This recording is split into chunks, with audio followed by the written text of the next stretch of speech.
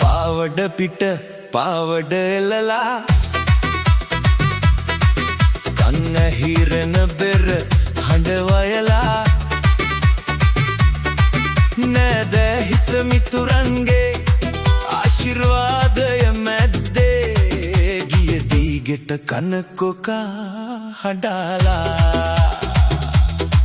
අනේ අපොයි හිටි හැටියෙම මොකද වැදිහෙන්නේ අනේ දෙවියනේ කවුරු කලේ නරුම කොඩි විනේ කුරුළු ජෝඩුවක් වාගේ හොටට හොට තියන් හිටියේ ඇඟිලි වලින් ගනින්න හැකි තරම් කාලයයි විරසක දෙන්නාගේ ගුටි බැට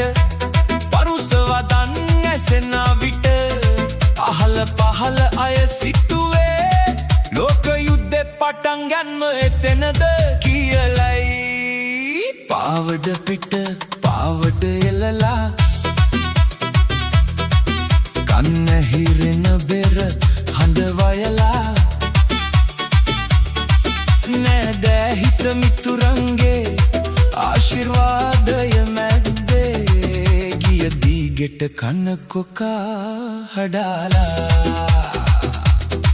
අනේ අපොයි හිටි හැටියෙම මොකද වැදිහෙන්නේ අනේ දෙවියනේ කවුරු කලේ නරුම කොඩි විනේ දෙන්නට දෙන්නාගේ අදහස් ගැලපෙන්නේ නැතිලු වැඩි දෙනෙකුගේ අදහස නම් නැකත වැරදිලු කවුරුන් හෝ කරපු විනක් වැදිල තමයිලු මොනව වුණත් අන්තිමේ